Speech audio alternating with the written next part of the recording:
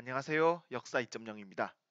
21번부터 29번 학습지까지 우리는 1910년부터 1945년까지 진행되었던 일제강점기 시절에 대해서 함께 공부해 보았습니다. 일제강점기 시절 일본의 식민 통치 모습과 이에 맞서 싸웠던 여러 독립운동가들의 활동을 함께 살펴보았습니다. 기억이 나나요? 이런 오랜 노력이 쌓이고 쌓여서 드디어 1945년 8월 15일 우리는 광복을 맞이하게 됩니다.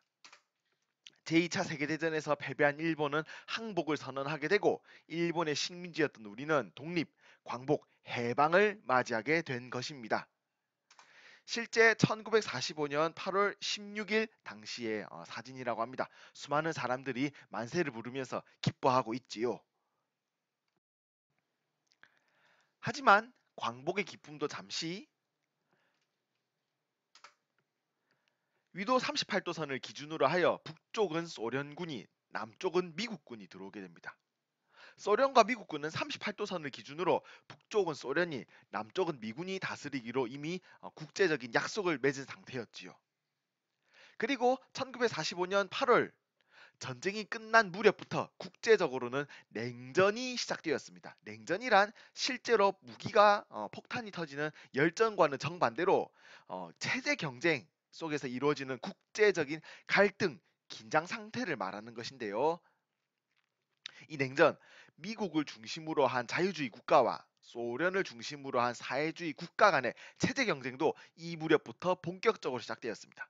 이런 냉전 체제 속에서 38도를 기준으로 하여 북쪽은 사회주의의 대표 국가였던 소련이 남쪽은 자유주의의 대표 국가였던 미국이 통치하게 된 것이었지요. 학습지에 제가 넣어놓은 남북 분단 38도선을 기준으로 한 소련군과 미국군의 모습이 잘 표시가 되어 있습니다. 38도선을 기준으로 각각 남과 북에 들어온 미국군은 각자의 통치 스타일을 보였는데요. 미국은 기존 일제 식민 통치와 인물 조직을 그대로 유지하면서 남한을 직접 통치하려고 하였습니다. 반면 소련은 북쪽에 이미 확산되었던 사회주의 세력을 믿는 사회주의자들을 지원하면서 간접 통치를 실시하게 되었던 것입니다. 이렇게 38도선을 기준으로 미군과 소련군이 각각 들어온 상태에서 앞으로 한반도를 어떻게 할 것인가를 놓고 모스크바, 소련의 수도였던 모스크바에서 국제회의가 열립니다. 이 국제회의를 모스크바 3국 외상회의라고 부르는데요. 여기에는 미국, 영국, 소련의 외무장관이 참가하였습니다. 자, 이 회의에서 앞으로 한국을 어떻게 할 것인가에 대한 토론이 벌어졌고 세 가지의 내용이 결정됩니다. 첫 번째, 우리 한반도에 임시 민주정부를 수립하겠다. 두 번째, 이 임시 민주정부를 수립하기 위해서 미소 공동위원회를 개최하도록 하겠다. 세 번째, 앞으로 한국에 대해서 최고 5년간의 신탁 통치를 실시하겠다라는 내용이 결정되었습니다. 여기서 말하는 신탁 통치란 믿고 맡겨서 다스린다라는 뜻으로서 일정한 지역이 스스로 통치할 능력을 갖출 때까지 유엔에서 지정한 국가가 대신 통치해주는 제도를 말하는 것입니다. 자, 이 모스크바 3국 외상회의의 세 가지 결과 내용 읽기 자료와 함께 다시 정리해 보도록 하겠습니다. 첫 번째 내용입니다. 우리 땅에 임시 민주정부를 수립하겠다. 조선을 독립국가로 재건설하며 조선 임시 민주주의 정부를 수립할 것이다. 두 번째 항목, 임시민주정부의 수립을 위해서 미소공동위원회를 개최한다. 조선 임시정부 구성을 원조 및 적절한 방안의 초안 구체화를 위하여 남조선 미 합중국 사령부, 북조선 소련 사령부의 대표자들로 공동위원회가 설치될 것이다. 그리고 세 번째, 최고 5년간의 신탁통치 실시. 공동위원회의 제안은 최고 5년 기간의 4개국 신탁통치협약을 작성하는 데 대해 조선 임시정부와 협의 후 제출되겠다라는 내용이 있었습니다. 이 모스크바 3국 외상회의에 대해서 국내 반응은 크게 두 가지로 양분되었습니다. 이 두 가지 반응은 국내 정치 세력을 구성하던 좌익과 우익의 성향 차이에도 많은 영향을 받았었는데요. 자, 하나씩 하나씩 각각의 주장을 살펴보겠습니다. 우선 첫 번째입니다. 사회주의를 믿고 친소 성향을 보이거든 좌익, 대표적으로는 조선공산당 등의 세력이 있었습니다. 이들은 처음에 모스크바 3국 외상회의의 내용 중에서 신탁 통치 부분에 대해서 반대하는 반탁을 주장하였습니다. 그러다가 이후 모스크바 3국 외상회의에 대해서 지지한다라는 측으로 의견을 바꾸게 되는데요. 이들은 신탁 통치에 대한 내용이 있긴 하지만 일단 1번 항목에 주목하여서 우리 땅에 우리의 임시 민주정부를 세우는 것이 급하다라는 의견을 가졌던 것입니다. 반대로 우익 측의 세력 입장은 어땠을까요? 함께 보겠습니다. 자유주의 그리고 친미 성향을 보이고 있던 우익은 대표적으로는 김구, 이승만, 한국민주당 등이 있습니다. 이들은 반탁 운동을 전개하였습니다. 모스크바 3국 외상회의의 내용 중에서 세 번째 최고 5년간의 신탁 통치를 실시한다 부분에 특히 이들은 주목을 하였는데요. 신탁 통치라는 항목 자체가 들어가 있다라는 부분에서 이들은 모스크바 3국 외상회의의 결정이 그리고 신탁 통치에 대한 내용이 우리 한국의 자주권을 부정한다라고 생각하였던 것이죠. 한반도 문제를 어떻게 할 것인가에 대한 결정 모스크바 3국 외상회의의 내용을 알아두고 이에 대한 좌익과 우익의 반응을 지금까지 함께 정리해 보았습니다. 모스크바 3국 외상회의에 대한 국내 반응이 두 개로 나뉘고 대립하는 것과는 별개로 모스크바 3국 외상회의의 합의 내용에 따라서 임시민주정부 수립을 지원하기 위한 미소공동위원회가 열리게 됩니다. 자, 이 미소공동위원회는 크게 두 차례에 나누어서 열리게 되었습니다. 그 중에서 첫 번째로 열렸던 미소공동위원회를 제1차 미소공동위원회라고 열리게 되는데요. 부르게 되는데요. 자, 1차 미소공동위원회 임시민주정부에 참여할 단체를 놓고 미국과 소련 간의 협의를 벌이게 되었습니다. 자, 우리 땅의 임시정부, 임시민주정부에 참여할 단체의 범위를 놓고 소련은 다음과 같이 주장하였습니다. 모스크바 3국 외상회의를 지지하는 단체만 참여해야 한다라고 말이죠. 자, 조금 전에 살펴본 내용을 다시 보겠습니다. 모스크바 3국 외상회의에 대한 국내 반응, 좌익과 우익으로 각각 나눠서 살펴보았죠. 좌익 세력은 모스크바 3국 외상회의에 대해서 지지를 선언하였습니다. 자, 1차 미소공동위원회 당시 소련은 모스크바 3국 외상회의를 지지하는 단체만 참여할 것을 주장하였습니다. 즉, 이 말은 우리 땅에 세워질 임시민주정부를 소련을 지지하는 친소 성향을 보이는 좌익을 중심으로 구성하기 위한 속셈을 가지고 있었던 것이었지요. 자, 그렇다면 반대로 미소공동위원회 1차 미소공동위원회에서 미국의 주장을 살펴보겠습니다. 미국은 모든 단체의 참여, 임시민주정부에 대해서 모든 단체가 참여해야 된다는 주장을 하였습니다.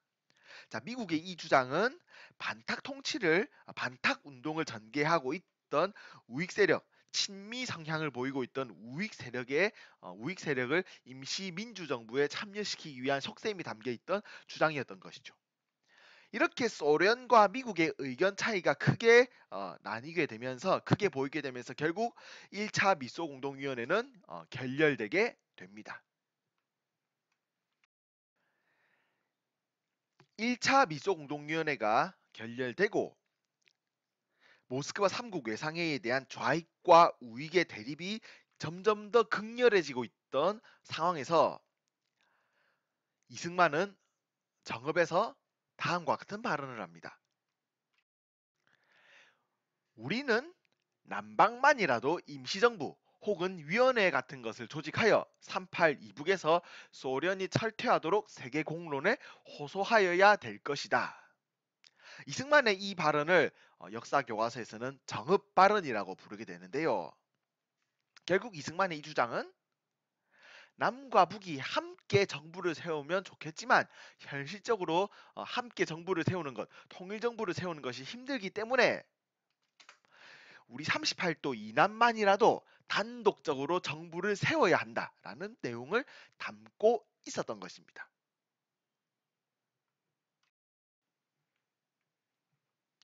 그리고 이승만의 이 정읍 발언을 계기로 하여 사람들의 당시 정치인들의 선택지 중에는 남과 북이 함께 정부를 세우는 것이 아닌 우리만이라도 정부를 세워야 한다.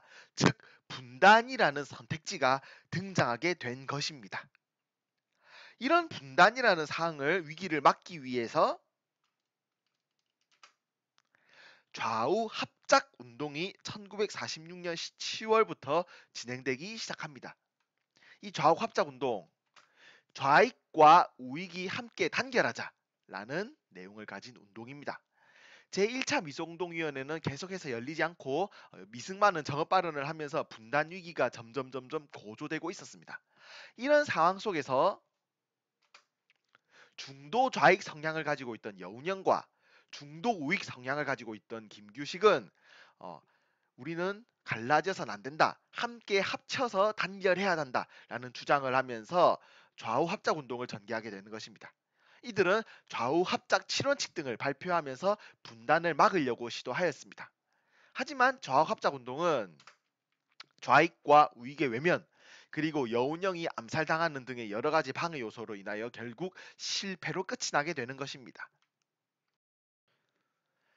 이후 미국과 소련은 다시 한번 임시민주정부에 참여할 단체의 범위를 놓고 공동위원회를 열게 됩니다. 우리는 이것을 2차 미소공동위원회라고 부르게 되는데요. 여기서도 미국과 소련은 서로의 의견을 합의하는 데 실패하게 됩니다. 그리고 미국은 이후 우리 한반도 문제를 국제연합 UN에 올리게 되는 것입니다. 미소공동위원회는 결과적으로 최종 실패를 하게 되고 미국은 우리 한반도 문제를 유엔에 올리게 되면서 한반도 문제는 이제 유엔에서 결정하게 되었습니다. 소련은 미국이 한반도 문제를 미소공동위원회에서 결정하는 것이 아닌 유엔에서 결정하는 것에 대해서 반대하면서 한반도 문제를 결정하는 유엔 총회에 불참하게 됩니다. 소련이 불참한 유엔 총회에서는 인구 비례에 따라서 한반도에서 총선거를 실시할 것을 결정하게 됩니다. 그리고 이 결정에 따라서 유엔 한국 임시위원단 총선거를 준비하기 위해서 유엔 한국 임시위원단이 한국을 방문하게 되는데요. 우리 한반도를 방문하게 되는데요. 38도선 이북에 있던 소련은 유엔 한국 임시위원단이 38도 이북을 방문하는 것을 거부합니다. 그리고 이런 상황 속에서 유엔은 다시 한번 회의를 하게 되고 이때 유엔 소총회에서는 선거가 가능한 지역, 즉 38도 선 이남에서만이라도 총선거를 실시하자라는 내용이 결정되게 되는 것입니다. 즉 미소 공동위원회의 완전한 결렬, 미국이 한반도 문제를 유엔으로 이관, 유엔의 한반도에 대한 인구 비례에 따른 총선거 실시 결의, 그리고 소련의 총선거 실시 반대 등이 겹치면서 38도선 이남, 우리 남한만이 총선거를 하게 된 것이죠. 그리고 이는 결과적으로 우리 한반도에 있는 사람들로 하여금 분단을 더욱더 맞이하게 하는 결과가 되었던 것이죠. 이렇게 점점점 다가오고 있는 분단 위기를 막기 위해서 1948년 4월 남북 협상이 진행됩니다. 김규식 등은 분단을 막기 위해서 북쪽의 평양을 방문합니다. 북쪽의 평양에서 김규식 등은 대표적인 북측의 지도자였던 김일성, 김두봉 등과 회담을 하게 됩니다.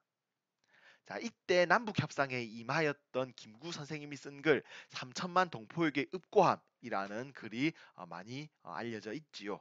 네, 학습지에 또 넣어놨으니까 여러분들 한번 확인해 주기 바랍니다.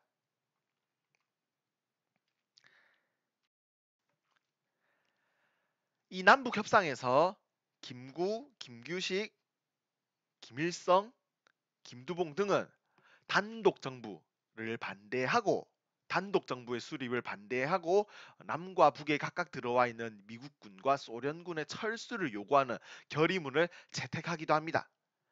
하지만 이런 남북 협상과는 별개로 남과 북의 결과적으로 각각의 정부가 들어서면서 실질적인 효과를 보지는 못하게 됩니다. 분단을 막기 위한 남북 협상 등의 여러 가지 노력과는 별개로 유엔의 결정에 따라서 우리 남한 지역에서는 총선거가 실시됩니다. 1948년 5월 10일에 실시되었던 이 선거를 우리는 50 총선거라고 하고, 이 50 총선거에서 남한 지역의 국회의원이 선출됩니다. 그리고 이때 선출된 국회의원들은 재헌 헌법을 만듭니다. 50 총선거를 통해서 선출된 국회의원들은 재헌국회, 헌법을 제정하기 위한 국회를 만들고, 이 재헌국회에서 재헌헌법, 최초의 헌법이 1948년 7월 17일 탄생하게 됩니다. 이 헌법을 재헌헌법이라고 하고, 그 내용은 다음과 같습니다. 우선 우리가 사는 나라의 이름, 국호를 대한민국이라고 결정하게 됩니다. 우리가 살게 된 나라 대한민국은 1919년 수립되었던 대한민국 임시정부를 계승한 민주공화국이 되는 것입니다. 그리고 재헌헌법에 따르면 우리 대한민국 정부는 입법, 행정, 사법의 3권이 분립되어 있는 3권 분립의 원칙에 따라서 운영이 되며, 나라의 지도자로서 정통령 그리고 부통령이 선출되기로 하였습니다. 이 정통령, 부통령은 임기 4년 그리고 최대 1회 중임이 가능하였습니다. 즉 최대 2번, 4년씩 2번, 최대 8년의 임기가 가능하게 된 것입니다. 그리고 이 재헌헌법에 따라서 국회에서 대통령을 간선제로 선출합니다. 이때의 대통령 선거에서 이승만이 당선되고 부통령으로는 이시영이 선출되게 됩니다. 이리하여 대한민국 정부의 초대 대통령으로 이승만이 당선되게 된 것입니다. 이 과정을 거치면서 우리는 1948년 8월 15일 대한민국 정부 수립을 전 세계에 선포하였고, 이후 유엔에서는 대한민국 정부가 한반도상의 유일한 합법정부다라는 승인 절차를 내리게 되는 것입니다. 이렇게 1948년 8월 15일 우리 남한 지역에서 대한민국 정부가 수립됩니다. 이후 북쪽 지역에서는 1948년 9월 9일 조선민주주의인민공화국, 즉 북한 정권을 수립하게 됩니다. 그런데 사실 북한 정권은 이미 단독 정부를 수립할 준비를 진행 중이었고, 남쪽에서 대한민국 정부가 수립되자 우리도 어쩔 수 없이 단독 정부를 수립하겠다라는 핑계를 내세우면서 단독 정부 북한 정권을 수립하게 되는 것이었죠. 자, 북한 정권의 최고 지도자로는 수상의 김일성이 뽑히게 되는 것입니다.